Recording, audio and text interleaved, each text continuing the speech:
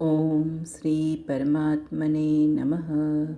અથ શ્રીમદ્ભગવદ્ગીતા અથ ષોડશોધ્યાયઃ. નમસ્કાર મિત્રો, આપણે અહીં ભગવદ્ ગીતા અને આયુર્વેદનો સાથે સાથે અભ્યાસ કરી રહ્યા છીએ. આપણે ભગવદ્ ગીતાના 16મા અધ્યાયથી શરૂઆત કરી છે અને એ અધ્યાયમાં મનુષ્યમાં રહેલા દૈવી ગુણો અને આસુરી ગુણો વિશે ભગવાન શ્રી કૃષ્ણ અર્જુનને કહે છે. આપણે આની પહેલાંના વિડીયોઝમાં પહેલો શ્લોક જોયો હતો. હવે આપણે આ વિડીયોમાં એના બીજા શ્લોકને સમજવાનો પ્રયત્ન કરીશું. આ અધ્યાયનો બીજો શ્લોક છે: અહિંસા સત્યમક્રોધ ત્યાગ શાંતિરપૈશુનમ દયા ભૂતેષ્વલોલુપ્ત્વમ માર્દવમ રીરચાપલમ. તો મિત્રો, અહીંયા જે દૈવી ગુણો બતાવેલા છે આ શ્લોકમાં, એમાં અહિંસા એટલે કે મનથી, વાણીથી કે શરીરથી કે કોઈ પણ પ્રકારના કાર્યથી કોઈને દુઃખ થાય, કોઈ પશુ પક્ષી મનુષ્ય કોઈને પણ દુઃખ થાય, હાનિ પહોંચે તેવું ન કરવું, એટલે એને આપણે અહિંસા કહીએ છીએ. અને આપણી જે સંસ્કૃતિ છે એ પણ અહિંસા આધારિત જ છે કે કોઈને પણ દુઃખી ન કરવા, જીવો અને જીવવા દો. અહિંસાનો પ્રભાવ એ કેટલો હોય છે એ પણ આપણે ઘણા બધા ઉદાહરણોમાં જોઈ શકીએ છીએ. જેમ કે પહેલાંના જે ગુરુકુળો હતા, ઋષિઓના આશ્રમો હતા, તો ત્યાં બધા જ પ્રાણીઓ, પછી એ સસલા જેવા, મોર જેવા કોમળ પ્રાણીઓ હોય કે વાઘ, વરુ જેવા હિંસક પ્રાણીઓ હોય, બધા એક સાથે રહેતા અને સાથે મળીને જીવતા, એકબીજાને એ સપોર્ટ કરતા.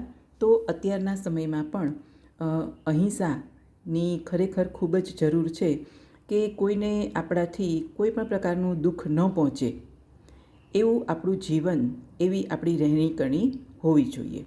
બીજો ગુણ છે સત્ય.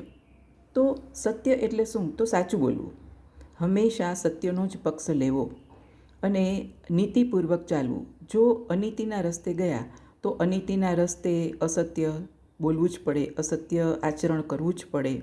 એટલા માટે આપણું જે ધ્યેય વાક્ય છે સત્યમેવ જયતે, એ પણ આનો જ સંદેશ આપે છે કે હંમેશા સત્યના રાહ ઉપર જ ચાલવું જોઈએ. મહાભારતમાં આપને ધર્મરાજ યુધિષ્ઠિરની વાત પણ ખબર જ હશે કે એ હંમેશા સત્યભાષી હતા. એટલા માટે એમનો જે રથ છે એ જમીનથી થોડો અધ્ધર ચાલતો હતો. પણ જ્યારે મહાભારતના યુદ્ધ વખતે એ થોડું પણ ખોટું બોલ્યા કે અશ્વત્થામા મરાયો એવું જ્યારે કહેવામાં આવ્યું, ત્યારે યુધિષ્ઠિરને પણ એમ કીધું કે તમે પણ બોલો કે અશ્વત્થામા મરાયો. એટલે યુધિષ્ઠિર બોલ્યા તો ખરા, પણ પછી છેલ્લે એમણે એમ કીધું કે નરો વા કુંજરો વા, એટલે કે અશ્વત્થામા એ મનુષ્ય પણ હોઈ શકે અથવા તો કુંજર એટલે હાથી પણ હોઈ શકે. ખરેખર તો અશ્વત્થામા નામનો હાથીને હણવામાં આવ્યો હતો. એટલા માટે એ યુધિષ્ઠિરે આંશિક રીતે પણ અસત્ય ઉચ્ચારણ કર્યું. એટલા માટે ત્યારથી એમનો જે રથ છે કહેવાય છે કે એ જમીનને અડીને ચાલવા લાગ્યો. તો આ સત્યનો પ્રભાવ છે. એટલા માટે હંમેશા આપણા જીવનમાં સત્યને જ આપણે વળગી રહેવું જોઈએ. ત્રીજો જે ગુણ છે અક્રોધ, એટલે કે ક્રોધ ન કરવો. ક્રોધ કરવાથી કેવા કેવા પરિણામો આવી શકે છે એ આપણે રોજબરોજ ટીવીમાં, ન્યૂઝમાં પણ જોઈએ છીએ, સમાચાર પત્રોમાં પણ વાંચતા જ હોઈએ છીએ કે ક્રોધના આવેશમાં આવીને કોઈ કોઈનું ખૂન કરી નાખે છે, ઝઘડા થાય છે, કેટલા બધા અનિષ્ટ પરિણામો આવી શકે છે. અને ભગવાન શ્રી કૃષ્ણએ પણ બીજા અધ્યાય કે જે સાંખ્ય યોગ નામનો બીજો અધ્યાય છે એમાં પણ આ જ વાત કરી છે કે ક્રોધનું કેવું પરિણામ આવી શકે છે કે છેવટે એ મનુષ્યનું પતન થાય છે, એનો નાશ થાય છે.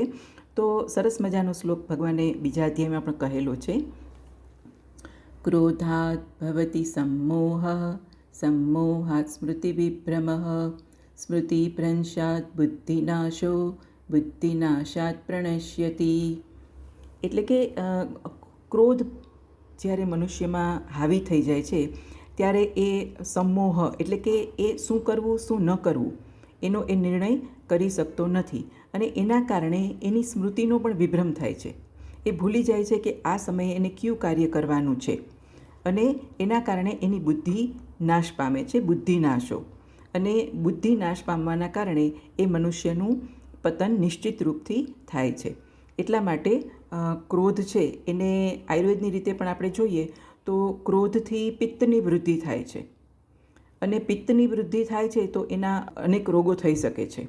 એટલા માટે આયુર્વેદમાં પણ ક્રોધને એક ધારણીય વેગ કીધેલો છે. વેગ એટલે સ્વાભાવિક જે કુદરતી રીતે આપણા શરીરમાં ઉદ્ભવતી બધી પ્રક્રિયાઓ હોય છે, જેમ કે ભૂખ લાગે, તરસ લાગે, એ બધા જ જે 14 પ્રકારના વેગ બતાવેલા છે, તો એના 2 પ્રકાર પાડેલા છે, ધારણીય વેગ અને અધારણીય વેગ. તો જે નિદ્રા છે, છીંક આવે, બગાસું આવે, એ બધા અધારણીય વેગ છે. મલમૂત્રની હાજત થાય તો એ બધા વેગો એવા છે કે એને ધારણ ન કરવા જોઈએ, એટલે કે એને દબાવવા ન જોઈએ. પણ માનસિક જે બધા ભાવો છે, જેમ કે ક્રોધ છે, લોભ છે, ઈર્ષા, દ્વેષ, તો આ બધા વેગો એવા છે કે એને ધારણ કરી રાખવા જોઈએ, જેથી મનુષ્યનું વ્યક્તિગત જીવન પણ અને સામાજિક જીવન પણ સુચારુ રૂપથી ચાલતું રહે. એટલા માટે અક્રોધ, ક્રોધ ન કરવો, મનને શાંત રાખવું, એ એક દૈવી ગુણ બતાવેલો છે. એના પછી છે ત્યાગ. ત્યાગ એટલે અહીંયા ભગવાન આપણને બધું સંસાર છોડી અને સંન્યાસ લેવાનું નથી કહેતા, પણ આપણે આપણા જીવનમાં જે કંઈ પણ કર્મો કરીએ છીએ એવા કર્મોમાં કર્તાપણાનો ત્યાગ, એટલે કે અનાસક્ત ભાવે રહીને કર્મો કરવાના. કર્મો તો કરવા જ પડે, આપણે મનુષ્ય જીવન છે તો કર્મયોગ, એને પણ એક યોગ શબ્દ આપેલો છે. શ્રીમદ ભગવદ્ ગીતામાં જે 18 અધ્યાય છે એમાં કર્મયોગ, ભક્તિયોગ અને જ્ઞાનયોગ, આ 3 દ્વારા ઈશ્વરની પ્રાપ્તિ, પરમાત્માની પ્રાપ્તિ, મોક્ષની પ્રાપ્તિ કરી શકાય છે, એવું ભગવાન શ્રી કૃષ્ણ આપણને કહે છે. તો ત્યાગ એટલે કે અનાસક્ત ભાવે કર્મ કરવું. આપણે જોતા હોય છે કે મોટે ભાગે બધા લોકોને એમ થાય છે કે હું કરું, એટલે કે હું કરું એ જ અજ્ઞાનતા, શકટનો ભાર જેમ શ્વાન તાણે, એવી એક ગુજરાતી કહેવત પણ છે. તમને એનો અર્થ ખબર જ હશે. જો અર્થ ખબર હોય તો એ તમે મને લખીને જરૂરથી જણાવજો. તો ત્યાગ એટલે કે કોઈ પણ કાર્યમાં કર્તાપણાનો ત્યાગ કરવો. એ પછી છે શાંતિ. શાંતિ એટલે કે મનની શાંતિ. મન ક્યારે શાંત રહે? જ્યારે એમાં કોઈના પ્રત્યે કોઈ પણ જાતનો દ્વેષ ન હોય, કોઈ લાલસા, લોભ, લાલચ, ઈર્ષા, ક્રોધ ન હોય, તો મન શાંત રહે. એટલે શાંતિ. આની પહેલાં પણ આપણે મનનું શાંત હોવું એ કેટલું અગત્યનું છે અને એ કેવી રીતે શાંત રહી શકે એના વિશે આપણે અગાઉના વિડીયોઝમાં પણ વાત કરી હતી.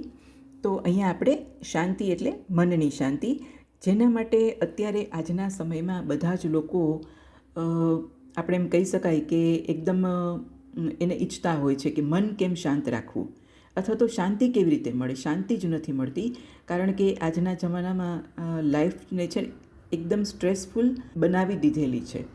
એટલે સતત ભાગદોડ ભરી જિંદગીમાં મન અશાંત હોય એ સ્વાભાવિક છે. એટલા માટે જ આખા દિવસમાં 24 કલાકમાં થોડીવાર મનને શાંત રાખવું, એનો એક અભ્યાસ કરવાની અત્યારે ખૂબ જ જરૂર છે. જેના માટે આપણે જાણીએ છીએ કે અત્યારે યોગની પાછળ આખી દુનિયા પડી છે. આસનો, પ્રાણાયામ, યમ, નિયમ, આ બધુંનો જો આપણે નિયમિત અભ્યાસ કરીએ તો આપણું મન શાંત રહે. તો એના માટે આપણે પ્રયત્નો આપણા કન્ટિન્યુઅસ ચાલુ રાખવા પડે. એ પછી છે અપૈશુનમ. અપૈશુનમ એટલે કોઈની ચાડી ચુગલી ન કરવી, નિંદા ન કરવી.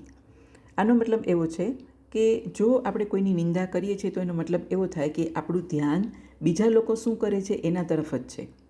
પણ ખરેખર આપણે શું કરવું જોઈએ કે આપણે આપણા ઉપર વધારે ફોકસ કરવું જોઈએ કે આપણે કઈ રીતે જીવીએ છીએ, આપણે ક્યાં સુધારો કરવાની જરૂર છે, આપણી કેટલીક ખોટી ટેવો છે એને સુધારવાની જરૂર છે. તો એટલા માટે કોઈના પ્રત્યે ધ્યાન આપવાના બદલે આપણે આપણા જીવન ઉપર, આપણી લાઈફ ઉપર ફોકસ કરવું વધારે જરૂર છે, ખાસ કરીને આજના સમયમાં. તો એટલા માટે અપૈશુનમ એટલે કે કોઈની ચાડી ચુગલી ન કરવી એ પણ એક દૈવી ગુણ બતાવેલો છે. તો મિત્રો, આ આપણે જે બધા ગુણ જોયા પહેલી લાઈનમાં, આ બધા ગુણોનું આયુર્વેદમાં શું મહત્ત્વ છે આપણે જોઈએ તો અષ્ટાંગ હૃદય નામની એક આયુર્વેદની સંહિતા છે, આપ બધા જાણતા જ હશો, નામ પણ સાંભળેલું હશે. આચાર્ય વાઘભટ્ટ દ્વારા એ લખવામાં આવેલું છે. તો એમાં સૂત્રસ્થાનનું બીજું જ પ્રકરણ છે દિનચર્યા. અને એ દિનચર્યા એટલે ડેઇલી રૂટીન, દરરોજ જે કરવાનું છે એ કામ. તો એમાં દશવિધ પાપ કર્મ બતાવેલા છે, જેને ત્યાજવાનું છે, એવોઇડ કરવાનું છે. શારીરિક, માનસિક અને વાચિક એ 10 પ્રકારના પાપ કર્મો બતાવેલા છે, જેમાં અહીંયા આપણે જે ઉપર હમણાં વાત કરી એમાંથી મોટાભાગનાનો સમાવેશ થઈ જાય છે.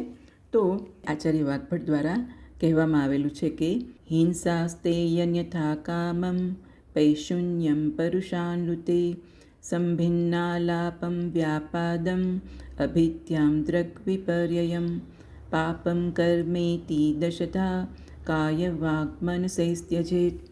તો જે પહેલાં 3 છે એ શારીરિક પાપકર્મ છે, જેમાં હિંસા કરવી, ચોરી કરવી, વ્યભિચાર કરવો એ શારીરિક પાપકર્મ ગણાવેલા છે. જ્યારે એ પછીના છે બીજા, હમણાં જ આપણે વાત કરી કે પૈશુન્યમ એટલે કે કોઈની ચાડી ચુગલી ન કરવી, નિંદા ન કરવી, એ વાચિક પાપકર્મ છે. પરુષાનૃતિ, પરુષ એટલે કઠોર વચનો કહેવા. કોઈને આપણે કઠોર વચન કહીએ તો સ્વાભાવિક છે કે એને દુઃખ થવાનું જ છે. અનૃત એટલે અસત્ય ભાષણ. હમણાં જ આપણે આગળ જોયું કે સત્ય બોલવું જોઈએ, સત્યના રાહ ઉપર ચાલવું જોઈએ. તો અનૃત અસત્ય ભાષણ એ પણ પાપકર્મ છે, વાચિક પ્રકારનું પાપકર્મ ગણાવેલું છે. અને સંભિન્ના લાપમ એટલે કે અસંબદ્ધ બોલવું, સંબંધ વિનાનું, જ્યાં જે ન બોલવાનું હોય તે બોલવું, તો એ પણ એક પ્રકારનું પાપકર્મ જ છે. તો આપણા શાસ્ત્રોમાં કીધું છે કે શબ્દ બ્રહ્મ, એને બ્રહ્મની ઉપમા આપેલી છે. તો એનો બહુ જોઈ વિચારી સમજીને વાણી ઉચ્ચારવી જોઈએ, બોલવી જોઈએ. એટલા માટે 4 પ્રકારના આ વાચિક પાપકર્મ બતાવેલા છે. અને છેલ્લે મન, તો મનમાં પણ વ્યાપાદમ અભિધ્યામ દ્રગ વિપર્યમ, તો દ્વેષ ભાવ રાખવો કોઈના પ્રત્યે, કોઈની ઈર્ષા કરવી, કોઈના પ્રત્યે ગેરસમજ, ખોટો વહેમ રાખવો, તો આ બધા માનસિક પાપકર્મો છે. તો આનો આચાર્યએ દિનચર્યામાં સમાવેશ કરેલો છે. દિનચર્યા એટલે આપણે દરરોજ આનો અભ્યાસ કરવાનો છે કે મારા દૈનિક વર્તનમાં ક્યાંય આ પ્રકારનું કોઈ પણ પાપકર્મ ન થઈ જાય. તો મિત્રો, આયુર્વેદનું જે પહેલું પ્રયોજન છે એ છે સ્વસ્થસ્ય સ્વાસ્થ્ય રક્ષણમ. એટલે કે આયુર્વેદ એવું ઈચ્છે છે કે લોકો બીમાર જ ન પડે. તો બીમાર ન પડે તો જીવનની રહેણી કરણી કેવી હોવી જોઈએ, એના માટે આયુર્વેદમાં દિનચર્યા અને ઋતુચર્યા બતાવેલા છે. જેમાં આચાર્યએ બીજું ઘણું સદવૃત્ત, જેની આપણે અવારનવાર આપણે વાત કરીએ છીએ કે સારું આચરણ. ગયા વિડીયોમાં પણ આપણે આચાર રસાયન વિશે વાત કરેલી. તો અહીંયા પણ દશવિધ પાપ કર્મ એ આપણા જીવનમાં ન આવે એનો ત્યાગ કરવાનો છે. જો આપણે સુખી રહેવું હોય, જો આપણે સ્વસ્થ રહેવું હોય, તો આપણે આ દશવિધ પાપ કર્મનો ત્યાગ કરવો જોઈએ. અને આ જે દૈવી ગુણો છે એનો આપણા જીવનમાં અહિંસા, સત્ય, અક્રોધ, ત્યાગ, માનસિક શાંતિ અને અપૈશુનમ, તો એનો ધીરે ધીરે આપણા જીવનમાં વિકાસ કરવાનો છે. અને જેટલી પણ ખોટી ટેવો છે, ખોટી આદતો છે, એ એક પ્રકારની આસુરી શક્તિ છે, આસુરી ગુણો કીધેલા છે એને. તો એને આપણે આપણા જીવનમાંથી ધીરે ધીરે દૂર કરવાના છે. અને એ રીતે આપણે ભગવદ્ ગીતાનો દૈનિક અભ્યાસ કરવાનો છે. ફક્ત આપણે એક અધ્યાય વાંચીએ કે અમુક શ્લોક વાંચીએ ભગવદ્ ગીતાના, એટલું પૂરતું નથી. પણ ભગવાન શ્રી કૃષ્ણ આપણને જે કહે છે એ જ્યાં સુધી આપણે આપણા જીવનમાં ન ઉતારીએ ત્યાં સુધી એ ફક્ત એ રટણ કરવાથી એનો કોઈ મતલબ નથી.